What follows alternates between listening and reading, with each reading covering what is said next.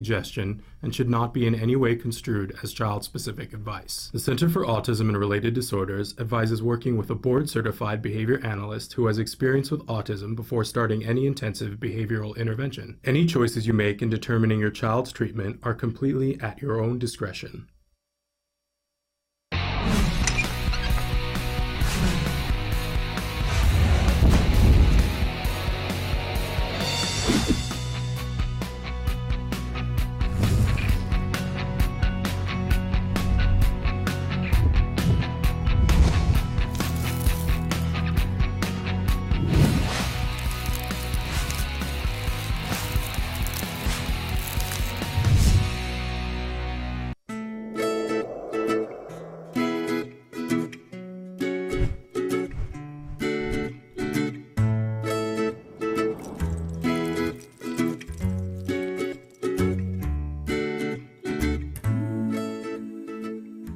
Good morning and welcome to Let's Talk Autism with Shannon and Nancy. I'm Nancy Alspaugh-Jackson. And I'm Shannon Penrod, and thrilled to be here with my good friend. Yes. Yes.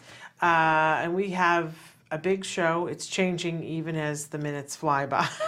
But I'm especially excited because we have a guest who's going to be with us that I thought had been on the show before, but apparently hasn't, Jan Blacher. And I'm not sure that I'm saying her name right, but she's the executive producer of a new film that we've all been talking about, and I'm so excited that she's going to be here to talk about it. It's called Autism Goes to College. And there was a screening of it just a couple of weeks ago, like right around Mother's Day, that was a little bit south of us, I think in Orange County. And boy, I don't know about you, Nancy, but I had lots of friends just ranting and raving about this film. Oh, really? And emailing me and saying, Shannon, you got to see this. It follows 5 kids as they go through the college experience. Yeah, and you know, I'm excited to talk with her about it and see about where it's screening because I really want to see it, and I'm getting closer to that. You and I talk about this a lot, and my brain has been expanded a lot about who that's appropriate for, and it's a lot bigger than we previously thought. And so I think it's something that everybody should look at about giving their kids the college experience if they want it and if they could benefit from it. So anyway, I'm excited to talk with her about that. And we have news first. Yes. We thought we were going to have Vince Redmond. I don't think we're having Vince Redmond, but that could change any minute now. All right, he could be joining us. Yeah, he could be. But anyway. This first story is a little dense and scientific. But the bottom line is that University of California, San Francisco researchers have now mapped the expression of genes inside single neurons taken from children with ASD, revealing potential differences that may help explain why some of those cells have such a hard time getting connected. Yeah. This article that we're talking about comes from Mike McRae. So we definitely want to give him credit and encourage you because this, like Nancy was saying, dense and above my understanding completely. But I think we're getting closer and closer to it in the brain to understand. Aren't we? I mean, it's the whole puzzle piece that I know annoys a lot of people. Like always looking for what is the piece of the puzzle that we're missing to understand what the difference is between autism and a differently abled brain. Like what exactly is the difference? And I'm always looking for what's the difference behaviorally. I know the scientists are looking for what's the difference in the brain. And you know, even here at the Center for Autism and Related Disorders, last year they were collecting samples for the poop study, what I call the poop study. They have a different name for it. But they were able to see that there are the biome is different in the poop of a child who's on the autism spectrum than a child who isn't. I mean, we're getting down to it. Like what are the differences? And I think, first of all, there's something to be said for identifying that there is a difference. Like, it's not in anybody's, mind. I think that helps us later on with diagnosis. How often have you had to defend a diagnosis? Right. Like, it's ridiculous on top of everything else that a parent has to defend. I had somebody the other day say to me, oh, so your child was misdiagnosed. And I said, no, I'm going to stop you right there. My child was nonverbal. My child was not speaking. My child was biting me. My child was not misdiagnosed. You know what I mean? And along the way, lots of people have said lots of things, and I know you've had the same experience. So having other markers that can identify and say, this is what my child has. Don't argue with me. You don't know what you're talking about. It's not just somebody's opinion. Look, they have this different biome in their poop, or they have this different cell in their brain. Stop. You know what I mean? I think that's helpful. And it's just going to help us to be able to look at what are the things that can help with different aspects of this, not change them, not change anybody from who they are. But if you could just, Wyatt is not like his symptoms, right? Right. And I think we just want to be clear that for a parent, if you could just separate a symptom that gets in that individual's way, and who would Wyatt be if he didn't have, like, let's just say anxiety, because a lot of our kids have anxiety. Right, and he has anxiety. Who would he be if he didn't have his anxiety? Boy, that's worth talking about. Yeah. Right? Right. He wouldn't be a different Wyatt, but he would experience things in a much different way, and that would be much more pleasurable to him. So, and there's things about myself that it's like, if I could take anxiety away from me, you know what I mean? But anyway, so I think that's why this is important.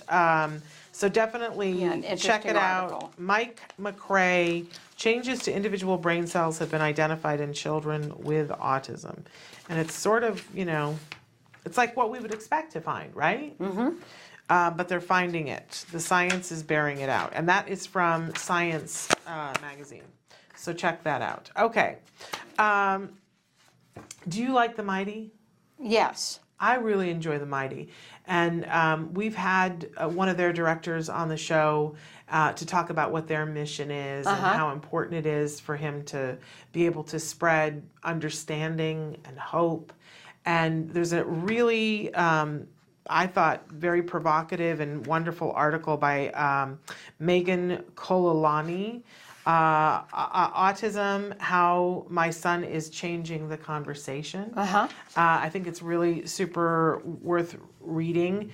How we've talked before on the show about how it seems like every few years there's a different mindset that people who are older and on the autism spectrum like to refer to themselves as being autistic or an autistic, and they don't like to have somebody say that they have autism, right?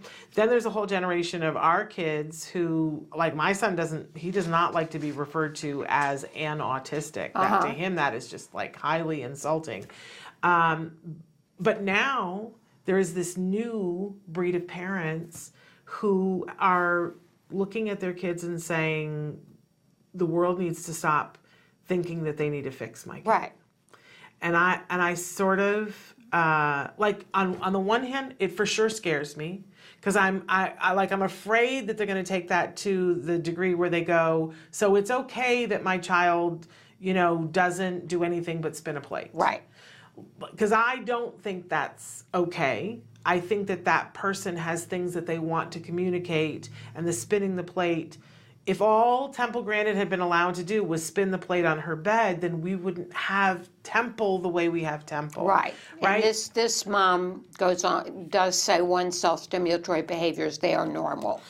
Yeah, and self-stimulatory behaviors are normal, right? But if it prevents you from being able to do all the things in your life that you care about, then it's a disorder. And I think we all need to be really mindful of that we all stim. And that there is something very normal about that. And no one should be trying to say, let's make kids stop stimming forever. But I love what Temple Grandin says, that you got to put a limit on it, that it's highly pleasurable, but that if all she'd ever done was spun the plate, then she would not have gone on to be the professor and the speaker that she is, and the world would have suffered. But not only that, Temple is taking great enjoyment out of being able to do the things and having the autonomy of having her own place. And she drives her car, and she feeds her fish and waters her plants and enjoys her life. I think it's a fine line, right? Right. And that everybody gets to decide it for themselves. But I worry about parents who just decide, no, I'm going to Let my child be what they want to be.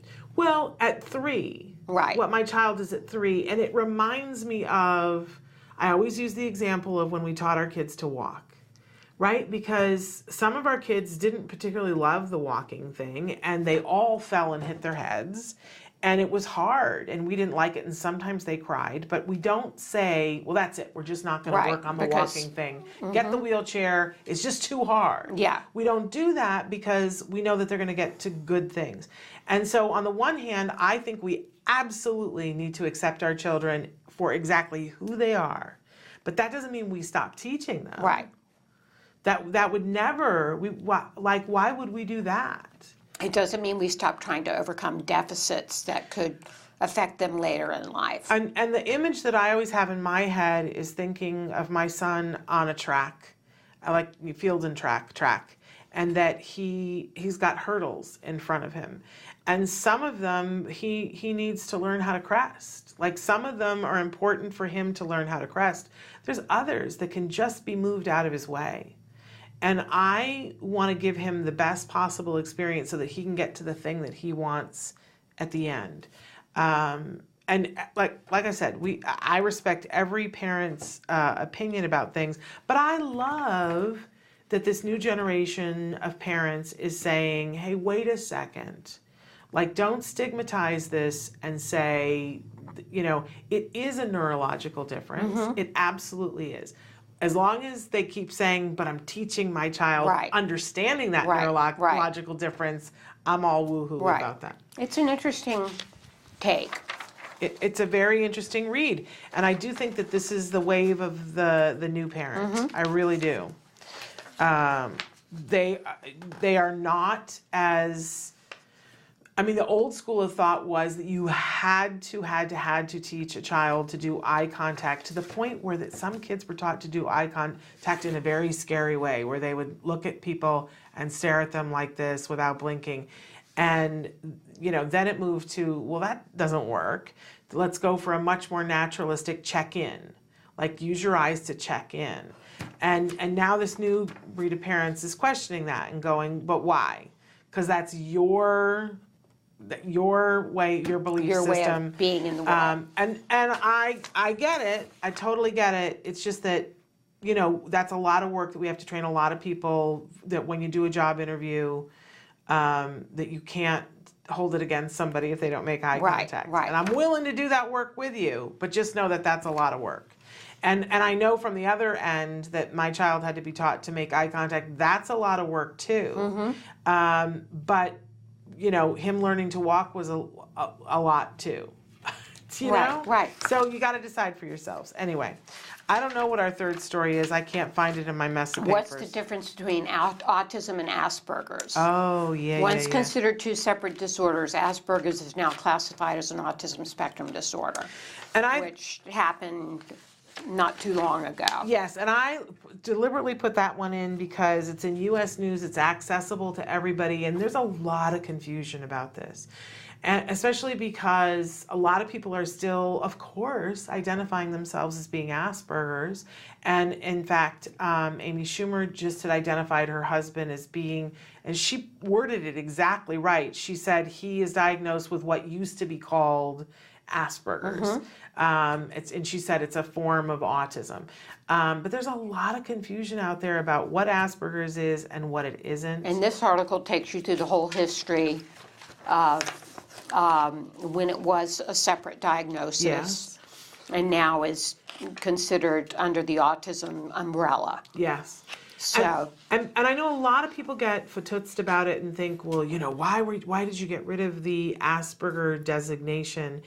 And one of the things that was said as we were making the transition, I don't know who it was we had on the show, and they said, the truth of the matter is that we went to this rating system because people were being identified as being Asperger's because they didn't qualify for anything else. And yet the presumption is that if you have Asperger's, that you're always high functioning. But what they found was that there were some people that were on the Asperger ends of things that had very huge challenges that they needed help overcoming, and they weren't qualifying for funds to help with what the treatment that they needed. And that by changing that, the hope was that more people with Asperger's would be eligible for some of the good things that were available. I feel like that's been largely true, that more people with Asperger's have gotten funding for more kinds of things that could be useful to them. But I'm sure that there are individual cases where people got left out. It's a very difficult thing. If you know somebody that's the case, I would love to interview somebody who had the Asperger designation, feels like they still need services, but have been re-diagnosed and don't qualify. I'd love to know somebody's story because I haven't actually met anybody who's had that happen yet. So love to tell that story here on Autism Live. Okay. All right. So that's our news, In the news, for the right. morning. And when we come back, we're going to have Jan Blacher, the executive producer of the film. What's the name of the film? It's called Autism Goes to College. Autism Goes to College. Which is super fabulous. And we're running a little bit ahead of the time, so we may come back with one more segment before we get to her. But if we've got her, we'll bring her in early. Okay, great. So stick with us, you guys. We'll be back after these messages.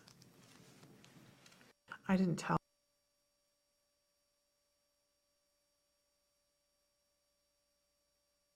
Nobody ever asks a kid with autism, what is it you'd really like to do? At this school, we ask the kids, what is your goal? What is your dream?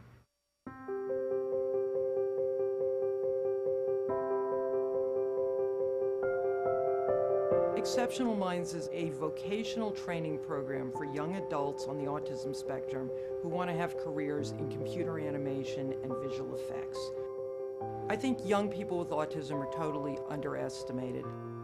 When you've met one person with autism, you've met one person with autism. They all have different talents, different skills, and what surprised me is that there really are no limits. That if these guys believe that they can do something, they really can. It's estimated that 90 to 95% of young adults with autism are unemployed or underemployed. A lot of young adults still live at home. A lot of them suffer from depression and are very isolated from the rest of the world, and the opportunities for them are very limited.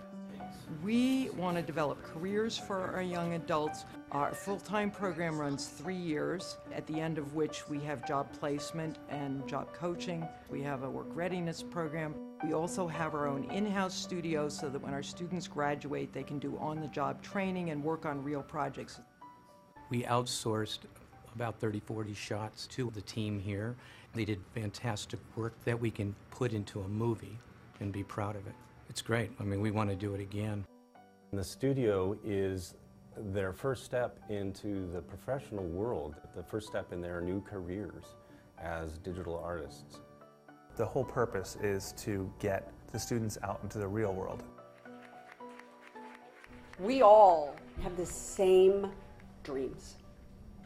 We want significance, dignity, and purpose with our lives. We have an opportunity to give those 3 words to every single student at this school who will actually be able to go out and participate in the dream. This is my first full-time, full-paying job. I primarily work in After Effects. I learned After Effects at Exceptional Minds. It seemed like a good place for me to fit in because I was interested in animation. Right from the first day that Nicky set foot in our company, he was producing work for us. We saw what level of professionalism is being instilled in them from the very beginning. This was the first opportunity where Nicky could combine something he loved to do with something he was really, really good at that could eventually lead to employment. When we first met Kevin, he was working at a supermarket bagging groceries, and they said he would never amount to anything else. I work at Stargate Studios, and I'm a junior compositor. I mainly do like rotoscoping right now, and I'm still learning. I think that you find great talent in the most amazing places. The students at Exceptional Minds have had a fair amount of training to get them ready for the visual effects environment. If it wasn't for Exceptional Minds, I might still be at the supermarket, and I might be living at my parents' house. Everything's changed. Nicky has purpose. It feels like I'm a member of society now. He's capable of making it on his own. Once you get inside and you see what's really happening there, you immediately want to be a part of it. It's the dream factory, you know, the movie business, and if you can connect people with their dreams, then the magic happens. At Exceptional Minds, we like to say that we are changing lives one frame at a time.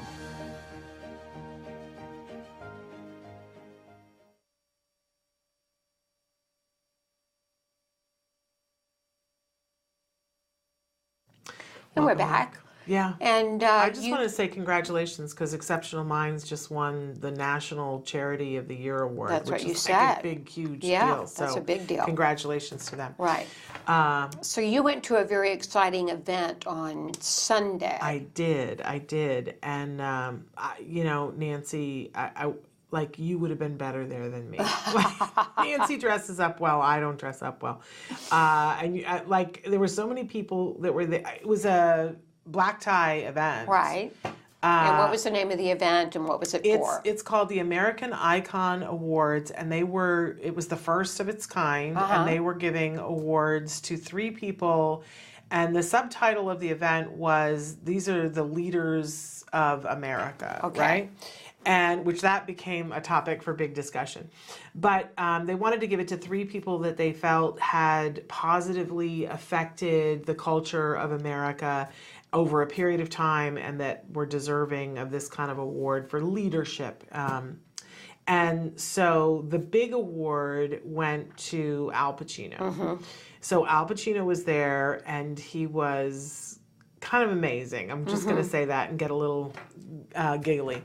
But so he won the big award. And did De Niro present him with the award? Yes. First they had Joe Mantegna, who was sitting at our table. Which was that's super exciting. Fabulous. Well, and I was there. The reason why I was there, because this is not my typical Sunday night, as you know.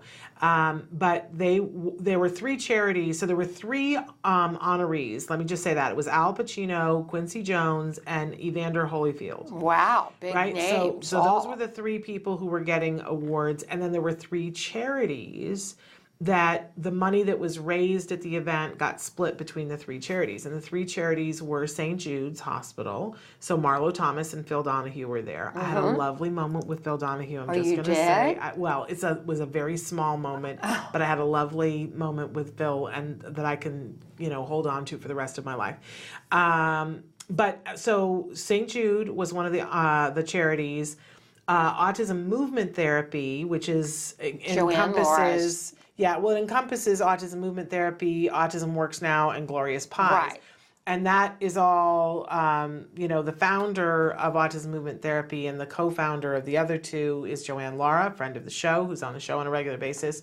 So she was having to speak at this award. She was given a couple of minutes to speak about why this charity was the beneficiary. And then there was a 3rd charity that was called Ignite, which is about teachers and giving grants to teachers to be able to have the tools to ignite young people's imagination. So each one of the charities spoke. So this was a long night, right? Yeah. This is a crazy long night. They had people performing. I'm not going to remember the young woman's name, but sang beautifully. One of the cast of Orange is the New Black. And she was stunningly beautiful and sang beautifully. They had Robin Thicke was there and performed, and he brought the house down. David Foster was there because he was helping to present for Quincy Jones, and so that was part of why Robin Thicke performed. And he, honestly, he only did 3 numbers, but they were amazing. The first song I didn't recognize, must be an original that he probably has out. It was great, and people were already starting to dance. And then he sang "Gonna Rock with You," the Michael Jackson song, which I have never seen somebody do a Michael Jackson song and think, okay, that's as good or better. Right. It was. Right. I'm just going to say, in my humble opinion, I was like, oh, Robin, well. And then, of course, he did Blurred Lines. And everyone, like, there were people standing on chairs and dancing. And, right. And he went into the audience, and it was full on nuts, right? So, and I'm trying to think, there were other performers and other people who spoke, too. It was a long night.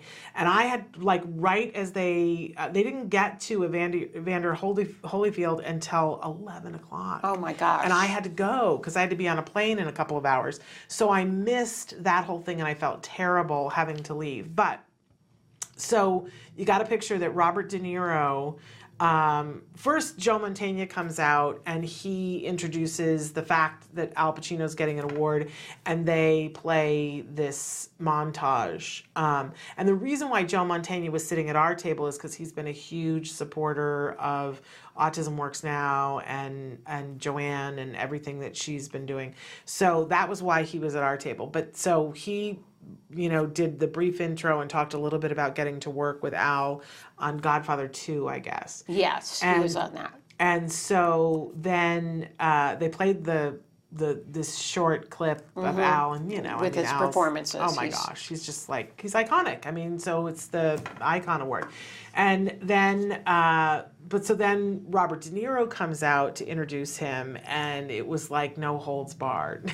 So it was very nice, although no, they were insulting each other. And so there was that whole thing, and then it got political and raucous, and swear words were said. And he said, "Oh, you didn't think that I was going to come here and not say something about and I'm not going to go there." But it was really like woohoo, And but then, of course, Al Pacino gets up there, and the first thing he does, there's been 2 teleprompters all night long that really block your view of the people, even though they're clear. And he goes, "What are these crap, I feel like I'm behind a wall," and he's like, "Can somebody do something?" And they laid the teleprompters down, and he was like, "We don't need that." And then he just burst into... there's a Tennessee Williams play that's lesser known. I think it's called Battle of Angels. I couldn't remember it the other day, and I couldn't remember it now. But he did this whole scene playing both the male part and the female part. That everybody was like, "What is happening?" Right? Then he goes, "Okay, that was Tennessee Williams. Now let's go into some E.E. Cummings." And so he performed an E.E. Cummings poem for us, and then he did Romeo's speech to Juliet in the balcony. And he stepped, it was like a master class on acting. And we're all like, okay, Al Pacino's doing Romeo right now. And then he stepped away from the microphone in this ginormous play, stepped away from the microphone and was finishing doing the Romeo thing. And of course, everybody could hear him still. It was just amazing. And he was really lovely. And by the way, Quincy Jones' speech was really wonderful too. Everybody, and Marlo Thomas's speech was really wonderful. Joanne Lara was fabulous. There were more applause breaks for Joanne Lara's speech because she was talking about, we owe these young people a seat at the table. Right. We owe them a job. And people were just she got more applause breaks than Al Pacino. So we sort of appreciated that. Yeah. But it was just a night of a lot of really powerful things said. I particularly loved that Marlo Thomas said all these amazing statistics about how St. Jude, when her dad started it, that the type of cancer that was most prevalent, the success rate was 14%, and now it's something like 97%, and that it has helped other cancers. And she said, "I just need to say that my dad was an immigrant. He came here and he wanted to do well for his parents and for us. And he sat down at a table with all of his friends who were immigrants, and they created St. Jude's. And St. Jude's is helping to cure cancer, not only for kids, but for adults." And she was like, "I think it's a perfect example of what immigrants can do in this country and how the spirit of being an immigrant has to be revered and respected and upheld." And boy, that everybody stood and cheered, and I thought that was a very, very powerful thing to say. And Quincy Jones was he really talked about unity and how music can bring people together, and how important, and how he's devoted his life to finding the thread that connects us all. But I thought that was really amazing. But seeing Al Pacino play Romeo was pretty spectacular too. Well, it sounds like you had a lot of highlights. But it was long, and I had to, like I said, I had to leave before it was over. Right. But a lot of money was raised. A lot of money was raised, and that was a really exciting thing to see too. There was also a hilarious comedian that got up and did stuff that was really funny and sometimes inappropriate. But it was a big, my one advice thing to them would be, cut back on, we didn't need all that. Right. There was a lot of cake. Right. Do you know what I'm saying? And people were like, oh my gosh, we're going to be here. And they might have been there till 2 o'clock in the morning. I left at 11. Right. And I totally missed Evander Holyfield, who I'm sure was amazing. Sounds like it was over by 12. I don't know. I don't really know. But anyway, so that was last Sunday. Anyway, Sunday. We just wanted to take a second to talk about that, but now we're behind. We need to go to a break. Now we need to come back with Jan Blacher. That's right. So don't go anywhere. Stick with us.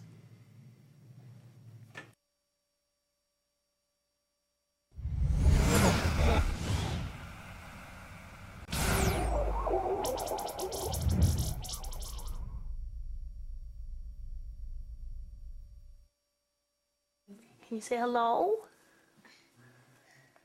Say hello. AJ? Stop crying. AJ, let's eat. Can you eat, AJ? Let's eat, son.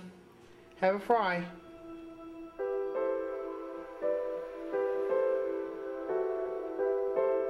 My understanding of autism was very limited.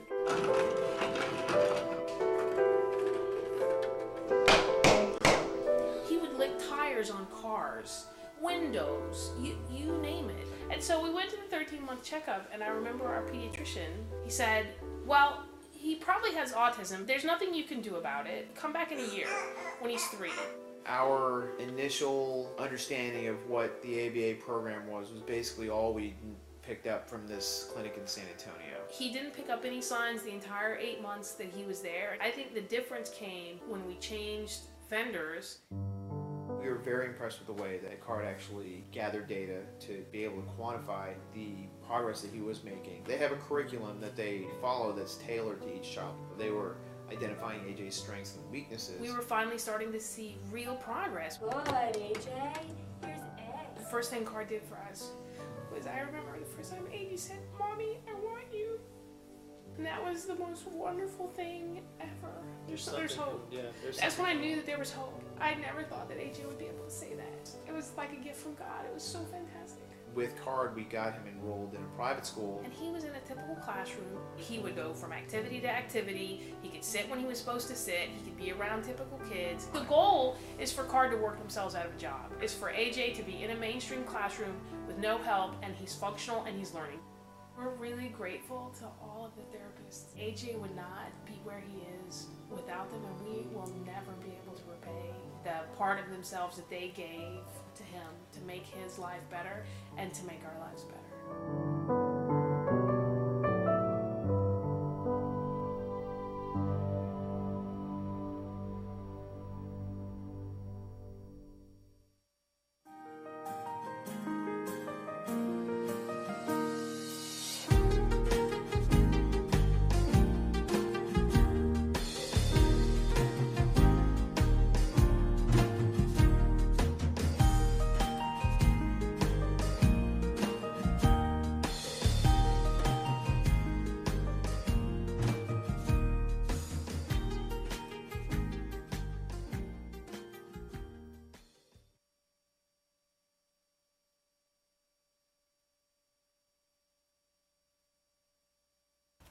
Hard times lead to good choices. Many times you're going to find out that change is coming and it's not something that you like to see. Things sometimes just don't work. Sometimes you have to put your child in a new school. Sometimes you have to put them in a different classroom. Often you'll see this with perhaps special education versus regular education, or everyone's favorite, puberty. all bets are off then. However, these things happen when they need to happen. So making that hard choice is super, super scary. But when you open those doors to look at things that maybe you've never dreamed you would have to look at, you're going to find help that you never expected. There are a lot of people out there dealing with the same things that you are dealing with, and there is a level of help that you never even knew existed. So don't be afraid when it's time to look at the scary problems that you're having. When those things come up, when the aggression increases, when things are falling apart at home, when you're getting the calls from the schools, don't be afraid. Reach out, find out what you need to do. You might need to look at new schools, new housing, you might need to access new levels of service, but I am telling you, you're going to see amazing things. There are children that as they grow do things with the help of others, very specialized support, that you never thought they could do. So once you do that and you meet the child where he or she is and you give them what they need, everybody can do better and you're going to see amazing progress. Welcome back to Autism Live. Nancy and I are here in the studio with Jan Blacher, who I have heard about for the longest time.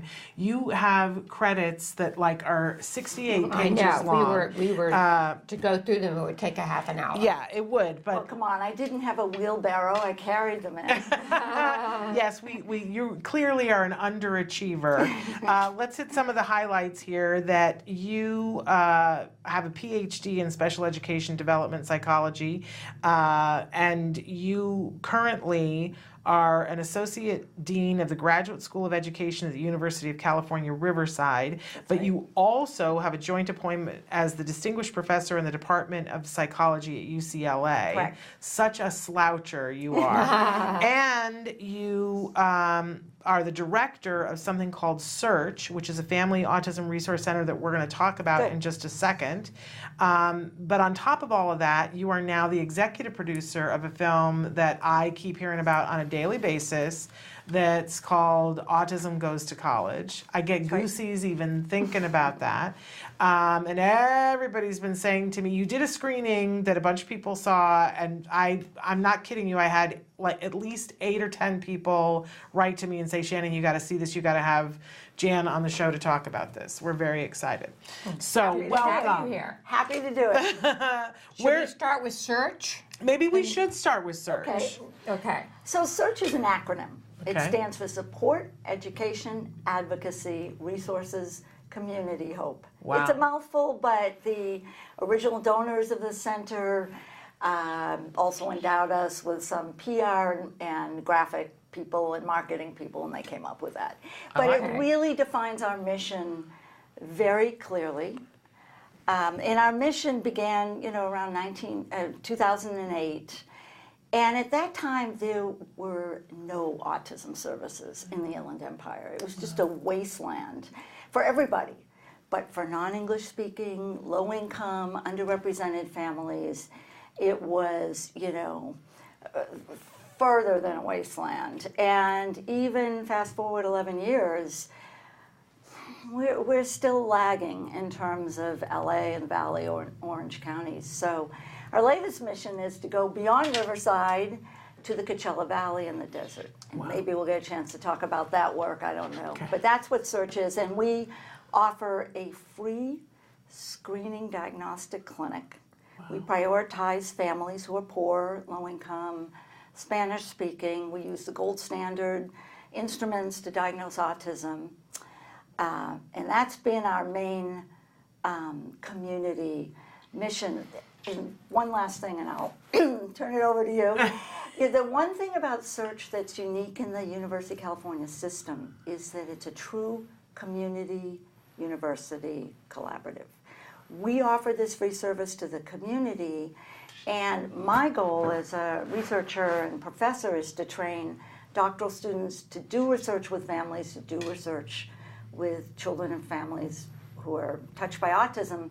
So we use Search as kind of a living laboratory where students get trained, they implement some research. We also offer this service. Wow, it sounds really impressive. And then through this, you had something called Autism 101, which I understand it was like the groundwork that led to this incredible movie. Tell us about how that happened. So, I have a number of grants, and one of them was what we called Autism 101. And, for much of my career, I've studied something called student-teacher relationships. And I began studying those in autism. I'll cut to the, spoiler alert. What we learned was that children with autism who enter school as young as kindergarten would have relationships with their teachers that were more conflictful and less warm than children even with intellectual disability. Wow. And those were far, far worse than typically developing children. Just one of our 5-year-olds with autism said to us, school is the meanest place on earth. And that, has propelled me to 9 or 10 years of a grant studying that. But it occurred to us that there were students at UC Riverside on the spectrum, which we found out through another research project, which was surveying autism at UCR. And I began to wonder what their relationships with college professors were. Sort of extrapolating from what we knew from K through, let's say, age 13 or 15, what happens when they get to college? And that's what the Autism 101 project was. We wanted to both learn how they interacted with the professors, but what did professors know about these students? Did they even know they had autism? If so, did they accommodate them? What happened? How did they feel about it? And that led to a series of studies of both the youth's experiences as well as faculty who may or may not have had them and what they thought about it. Wow. So then you get to this film. Tell us about the film. Segue from that. Yeah. So we couldn't believe the richness of the data in interviewing these students. I'll give you one anecdote. One of the students was recruited to UCR because he was a gifted scientist, going to be a gifted chemist and physicist. Knocked the ceiling off the scores. He was recruited. The university didn't know he had autism. And as a freshman, you have to take all the introductory courses, and they all have labs. And the professors required every week for the students to switch lab partners. Now, as you know autism, and I know autism, getting to know someone socially is a big deal, even for a college-age kid. Yeah. And to have to repeat that for 10 weeks, every week in the quarter, was so stressful that this young man dropped out of sciences, became like an English major. Wow. And I look at it as the field lost a potentially gifted scientist, a creative young person with all of his quirks and funny personality who was brilliant. Wow. So when he told us that, I thought, what's going on? Who do you call? You call your friends. I knew a documentary writer and director who you need to also have on this show. Yes, I'd be happy to. Eric Linthorst, who produced a documentary called Graham's Story. One of my favorites that I use with my students. Okay. And coincidentally, Eric happened to be a graduate of UC Riverside. So Kismet. So Kismet, and I'd already reached out to him before, and I said, Eric, could you come out and film these students, and we could do this great YouTube and put it on the search website, and that would be very, illustrative. He came out, and after 2 hours, he said, forget your YouTubes. You need to find money. I need to find money for a full-length documentary. This stuff is too rich and too good. How did you decide on the 5 students and how you? Well, I'll give Eric some credit for that. Okay. So what happened was 2 years later, what was going to be an afternoon of filming of my subjects became a 2-year project following them. Some of them we handpicked from the Autism 101 study. And as we got into it, we thought, well, we ought to maybe sample outside of UCR. And what about the Cal States? And I had some contacts, so we contacted them and said, do you know anyone who might be willing to? Then we put an ad in the papers, and we had tons of people who wanted to be in a movie. Wow. And Eric and his team vetted a lot of those, because as you can imagine, there were people that didn't even have autism that responded to the ad because they wanted to be in a movie. And that's how we got the 5. It's actually 6. There were 5 that were followed for the 2 years, plus Alex Plank, who was with us the whole way. You probably know Alex. I read that he's been on here. So he also was filmed around the student-teacher relationship and his experience in college. He was part of the original filming, and then the director moved on from there. Wow, really impressive. Now, you told us a story that I want you to tell our viewers about something that happened on the day that the film premiered. Right, so the very first day, I happened to be in an IEP that morning for a 5-year-old. My specialty seems to be 5-year-olds that I followed. I was a consultant to the family. It was a big court case, blah, blah, blah. And as is often the case, the team turned to the parents and said, what are your goals for your son? And Dad surprised me by saying, you know, I'd like him to graduate, do well, and go to a 4-year college. And the entire team just sort of, their faces collectively blanched. And they looked at me as if to say, what do we do with this unrealistic dad? Now, this little boy happened to be high functioning, and I knew was very capable of going to a 4-year college. So I asked them to please turn off the tapes. They're always there in contested IEPs. Yeah. And I said, let me give you a public service announcement. Tonight at 6:30 or 7:30, after the reception, we are screening a documentary called Autism Goes to College. And I gave them the 2-bit summary, which I think you know, and you can give or I can give. And we had a little discussion about it, and it was like this burden was lifted off of the school people's shoulders. They rallied around the film. They thought it was a great idea. The mood lightened. We had a very successful IEP. Parents got just what they wanted. I felt good about it. But I think it's significant that, you know, there are parents that are watching right now and they know what it's like in an IEP, and they feel often that the staff at the school maybe underestimates their child. Absolutely. But you don't know, because these are supposedly your experts, right? So you leave a little confused and down. I know at Jem's first IEP, because we both have boys on the spectrum, at his first IEP, I got into it with a woman who said to me, what do you want for him? And I said, I was short thinking. I said, I want him to go to kindergarten on time and be ready, and I want him to be in a class with his neurotypical peers. And she looked at me and she was like, oh, you know, that would be really what hard. What a pipe dream. Right. She said she goes, that would be really hard. And I said, don't talk to me about hard. I'm already dealing with hard. I want to hear what's possible, and I want people on my team who can do that.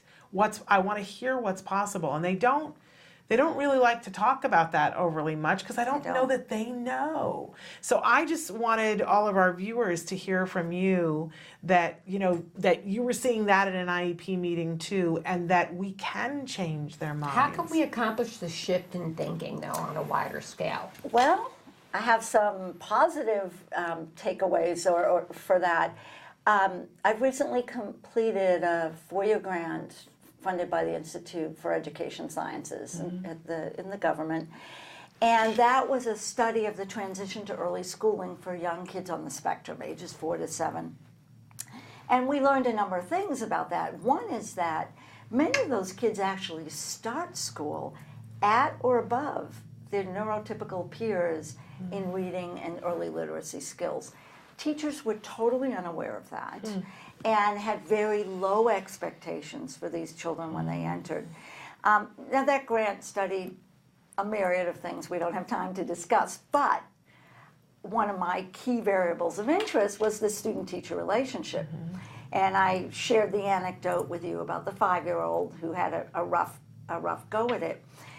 Fast forward, it just got refunded for 5 more years. And what we got refunded for, based on the earlier research, was to develop an intervention for regular ed teachers who have children with autism in their general education classes in how to develop this relationship and how to really understand these kids and what they're capable of and have it be a successful integrated experience. That's wonderful. So get back to me in 4 years, and we'll have Okay. something really concrete. I'm going to be to share. bugging you before that. Yeah, okay. But anyway, so back to the film. Give us the summary of what we've talked a little bit about, that there are multiple people. Give us the summary of what people should know and why they should go and see it.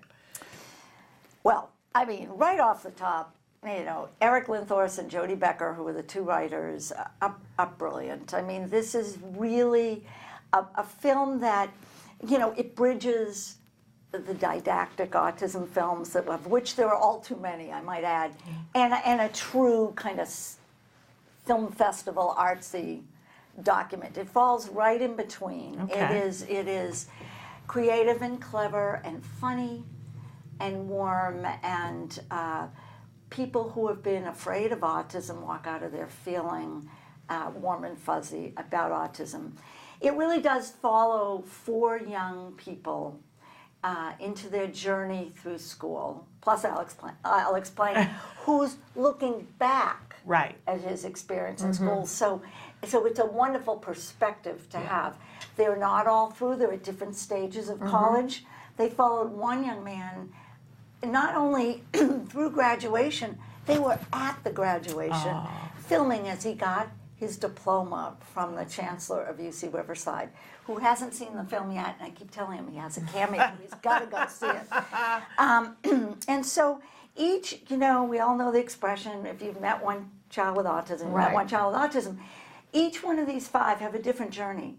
Sorry, I'm losing my voice. I was had a long day at work yesterday. Each one of these 5 have a different journey, and they talk about it. They talk about the challenges they had. One might be with the professors, one might be with some interpersonal challenges he had on campus, dealing with, let me just say, his lack of self-regulation and how he almost got himself thrown out of school. Others have sort of internalizing struggles with anxiety and depression that they overcame. One is just on the cusp of getting accepted into a 4-year college, coming from community college, and so on. They're unself-conscious. They show their true selves. Is it safe to assume that they're all high-functioning in the film? This particular film targets youth who are competitive for 4-year colleges. So yes, they are high functioning, they have no intellectual disability whatsoever. Their IQs are all in the normal to highly gifted range, but they vary, and they vary tremendously in their autism symptomatology. From Jonathan, who, you know, I can use their names because their last names are in the film, who's probably the most symptomatic, but who is so gifted in graphic arts and has tremendous independent living and adaptive skills. And it's so unself-conscious on the film, you just, you know, you fall in love with all of them. But to, you know, some more sophisticated views, 2 of them, or several of them already have jobs. One parent joked that, Jay, on your next documentary, it's got to be autism gets a job. So who knows? This is one of my 9 lives as an executive producer, so maybe I'll have, you know, executive producer times 2. I don't know. Maybe, or times 7. So I'm sold now. I was sold before. I want to see it, but how and when? Okay, I'll tell the viewers to get online at www.autismgoestocollege.org because we're posting each screening, local screening, as they occur. There's information on there for people who've already grabbed it in Canada, back east, north, south, east, west, who want to screen it. For the local audience, it's screening June 6th at UC Riverside. Reception at 6:30, the film will show at 7, and it's screening at UCLA Monday, June 10th. Okay. in the Tamkin Auditorium. So there's a lot of PR out for that as well. Okay, but if somebody has an organization or a group that they would like to screen it, they can go to the website. Information, yeah, they can, there's a place where they can get more information, and we don't post all of the details. They send us an email, and we have a whole fact sheet. So people have contacted us from autism organizations, large and small, countrywide, as well as statewide, high schools, private high schools, 2-year colleges and 4-year colleges. Great. And I might add that we are hoping more high schools will look at this, because when the film was done, we realized the potential, as especially with the people who were coming to the screenings, for high school counselors to really think about this when, either transition plans are done in high school, and many of these kids, don't have transition plans because they fly under the radar in high school. Right. Yeah. So. Well, and because parents don't know and aren't advocating. That's right. Because we've seen a lot that I didn't know about the ITP process until when our sons were like teenagers, that age, right? Exactly. But we heard about it not from school to start with. We heard about it from having people on the show who were like, "Well, have you done the ITP thing?" And we were like, "Come again, what?" Right. So, but then we both went in and said, "Where is that?" And then the school was like, "Oh, it's right here." But the first time it got mentioned for both of us, I think, was that it came from us. Right. I usually tell parents, and I work with a number of parents outside my jobs, another life I have, but I usually tell them by age 12, you should have an ITP. Legally they might not be able to get it, the school might duck it, but I try to get them thinking about that ITP. Yeah. However the school, sometimes it's an IEP for transition. They all have different names. Right. But start thinking about it. Where do you see your child? Yes. After high school? And there's and I think starting early is really the key for everything. For right? everything, right? For everything. Right. Start early. Okay. So, and is there a place that people want to know more about you? Do you have a website that's just you, or they should go to the film? I do. Okay. They can go to. We have www Search Center. Okay. And we have, of course, the Graduate School of Education GSOE website at UCR. So easy to find me. Not so easy to reach me, but easy to find me online. Well, no, you're too busy living your 11 lives. Right. I'm ducking all my many offices. That's why we have cell phones, right? That is why we have cell phones. But thank you for finding me and getting me on here today. Good luck with it's the film. so it much sounds fun like it's off talking to a great start. And you had been on my radar before, but honestly, I've never had as many people say you've got to have this person on the show, honestly. Like all within a short period of time. It was just like, we saw this, you got to do this. They came to the film, and I hope, I'm going to look for you June 10th, Monday evening, UCLA. It's online, and it's directions to parking, the advertising of the film, which is everybody's fear about UCLA's parking. Almost as difficult as it was to park today. Oh, yes. No, I was going to say, we have difficult parking here, too. But I thank you so much for being here and for doing this amazing work. Thanks. And we're constantly working on we want to do a thing called Autism in the Classroom. And so we will have to invite you to be a part of Absolutely. that. Okay. Absolutely. All Thanks so much. Thanks for being here. Thanks. All right. Stay right there because we're just going to close out the show here because there isn't enough time to go for a break. But I just wanted to thank our guests and thank Nancy for being here with me. And make sure that you watch on Monday because we've got an amazing show, amazing guest. Bonnie Yates will be back to answer legal stuff. And of course, it totally slips my mind, but it's somebody that I was like, ooh, this is so exciting on Monday.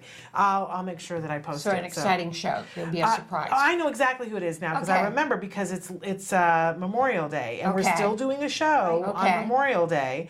We're pre-taping it. It's Spec Labs. That's who's coming. Spec Labs is coming, and they're bringing some of their students, and they're going to be talking about their new Spec Fest, and they're always so much fun. Yeah. Super excited to have them on the show. So that would be really cool. Tune in on Memorial Day, and of course. The shows, you can watch them later on if you're busy on Memorial Day. We podcast. Did you have a question? I was just going to say, maybe